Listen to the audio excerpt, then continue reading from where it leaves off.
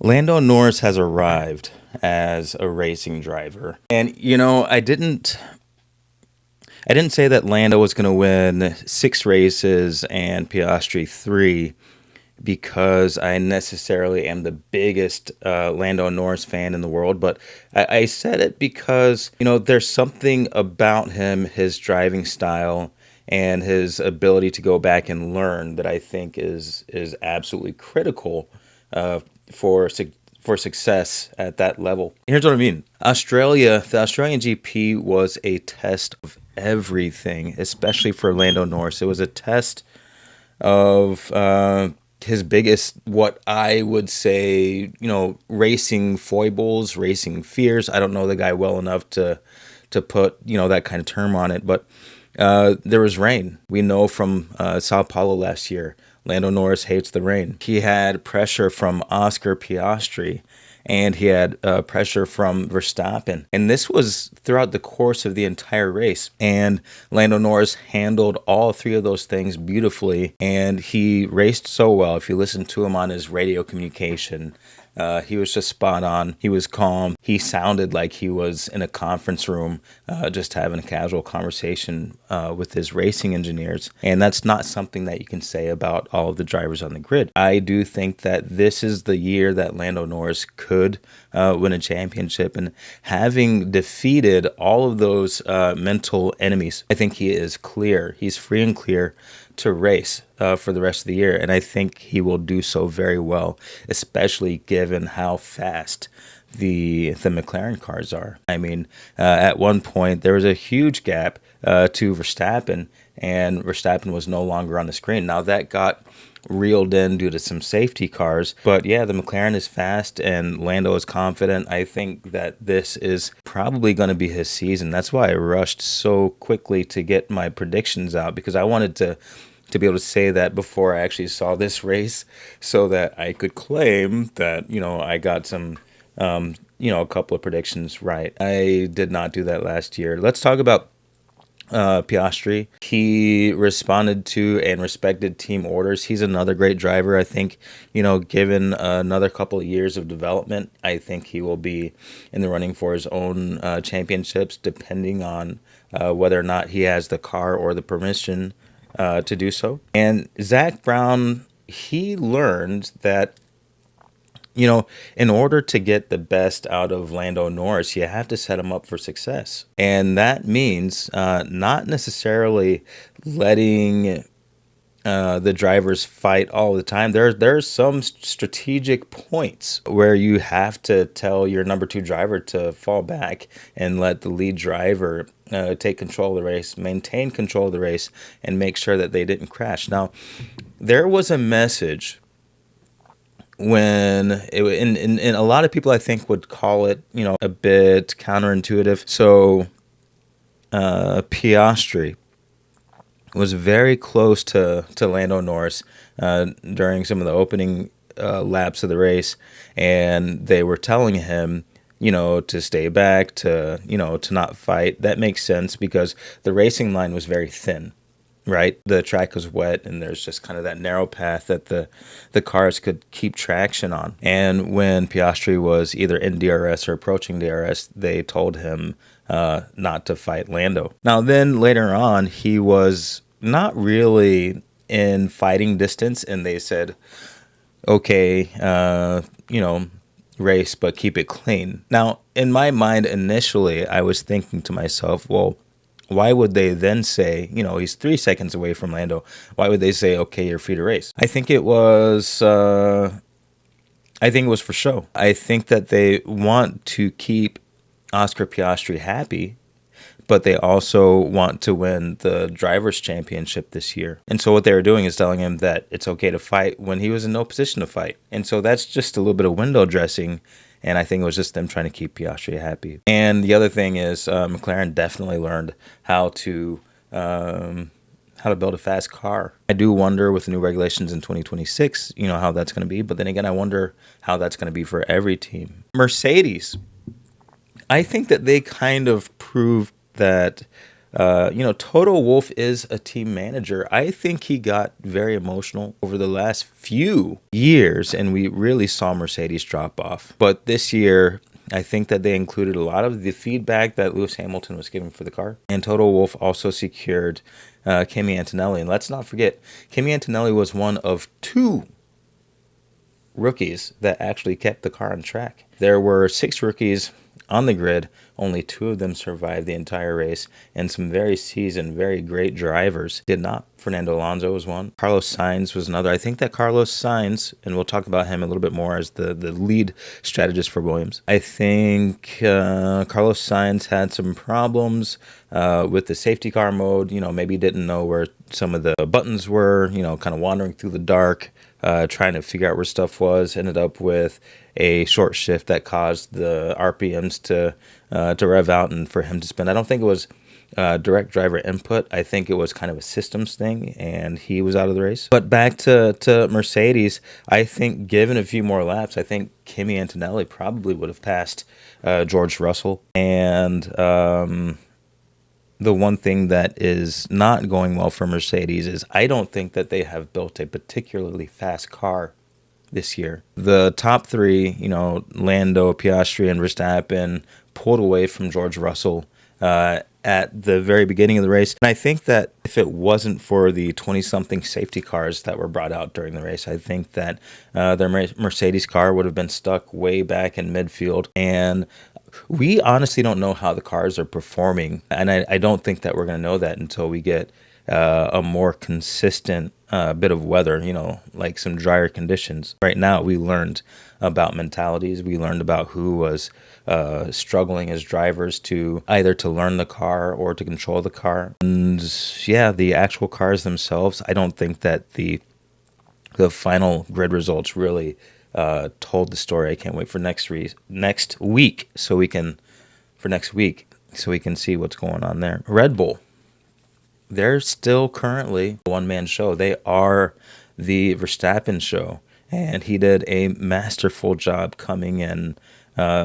second place, and he almost, I think he was in DRS distance of Lando Norris by the end of the race. Another hats off to Lando Norris. Another hats off to Max Verstappen. They both had great drivers' races. Both stayed calm under pressure, controlled these 1,000 horsepower cars that weigh about as much as these headphones. I think that's masterful, and they did that in the rain on a street track with painted surfaces that become very slick in the wet and lots of changing conditions. I want to talk about Ferrari. I think that strategy is currently their biggest concern. I think that they have decent cars. Let me talk about Red Bull one more time. I think that the front axle of the Red Bull is going to be the weakest link throughout the season. Max Verstappen was able to push the car to keep up with the McLarens, but I'm not thoroughly convinced that in other conditions that the front axle tire degradation of the Red Bull is going to stand up, and I think that Red Bull is going to struggle throughout the season if they don't have a lot of safety cars, if they don't have a lot of different conditions and opportunities for Max to get into the pits and change out those tires. Watch the tire deg on the Red Bulls. So, sorry, back to Ferrari. I think the cars are fairly quick. I think that both drivers, just by virtue of staying on the track and doing some of the things that they did and racing as hard as they did,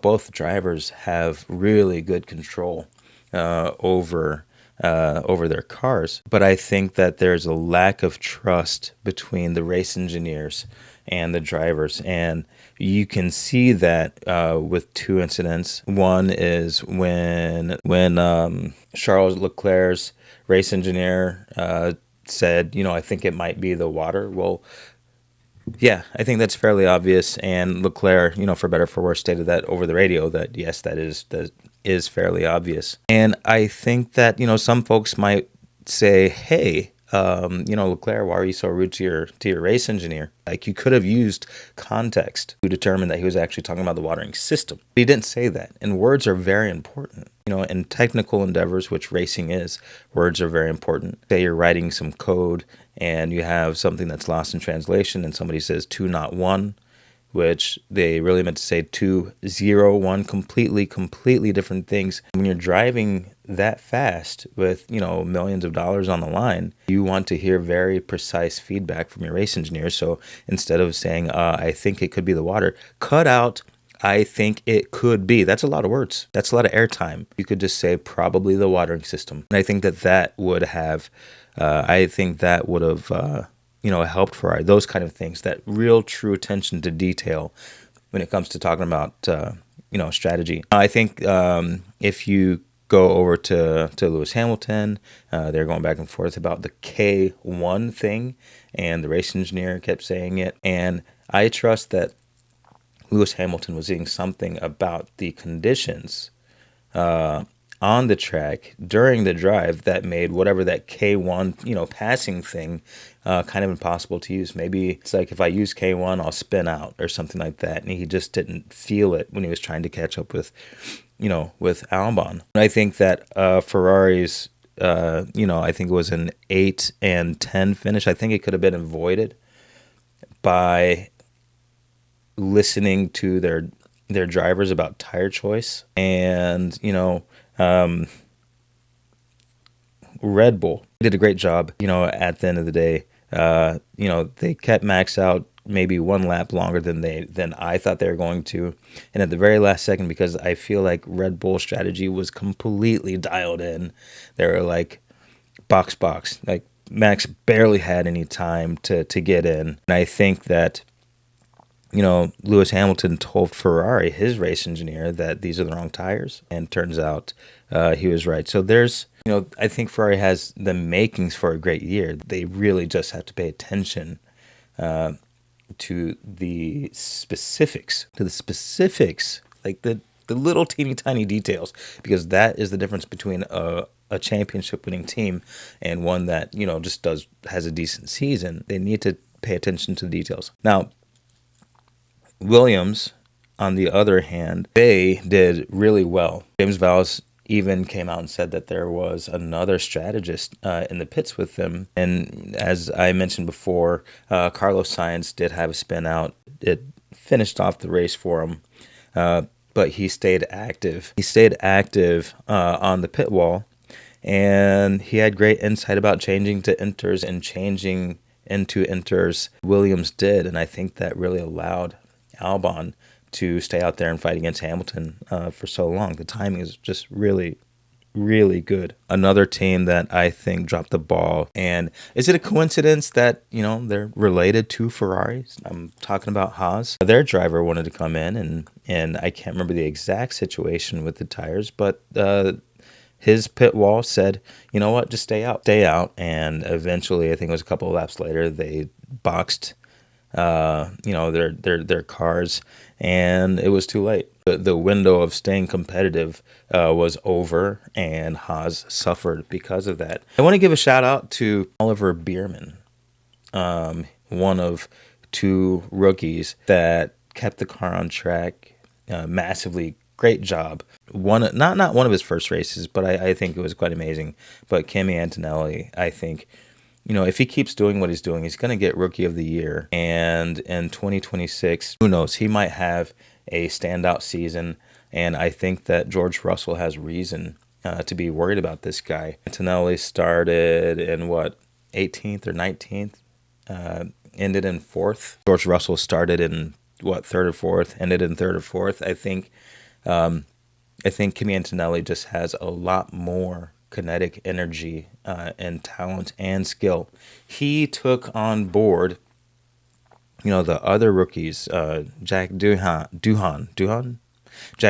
going off. Isaac Hadjar, who is completely super fast.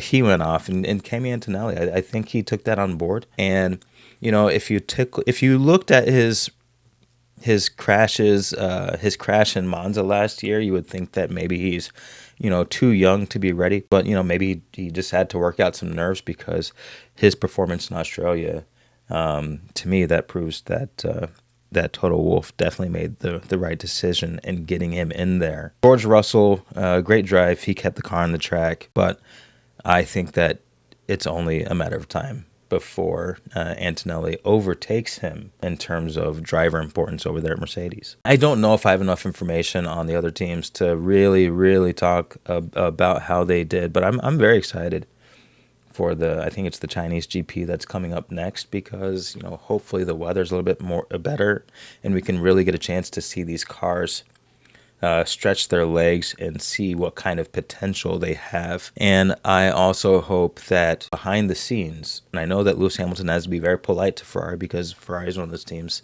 that you work for Ferrari. Ferrari doesn't work for you. I think that plays against them in certain aspects, because they need to listen to their drivers more. I hope that behind the scenes, there can be some conversations between Hamilton and the strategists that say, hey, we need to be more precise about the language, number one. And number two, we need to listen to the drivers in real time. I think the engineers are doing a good job of listening to the drivers in terms of building out the car. But I think when it comes to the in-race strategy, both Haas and Ferrari need to do a better job of picking up the signal that they're getting from essentially the boots on the ground. James Vowles did a phenomenal job of listening to Carlos Sainz, and Williams completely benefited from it. All right, so a little bit of a new format for the Petrol List as far as how I'm doing my Formula One reviews. Let me know how you like it. I was watching Peter Windsor. I was watching, some other folks. Like Peter Windsor is definitely one of my heroes in terms of in terms of Formula One commentary. And he watches with such nuance, and he can tell you like so much about the drivers. I'm definitely not there yet, but I mean, obviously he's been watching Formula One and been a part of Formula One since the 70s. I don't agree with him on everything. I think that the frustration that Charles Leclerc and Lewis Hamilton had with strategy, I think that is less about the drivers and more about the strategy. So I disagree there, but my gosh, he does really great commentary. So anyway, that's that. That was a long video. Thanks for watching. So I've been Dalton. This has been the Petrol List, and you have been great. And I'll see you next week.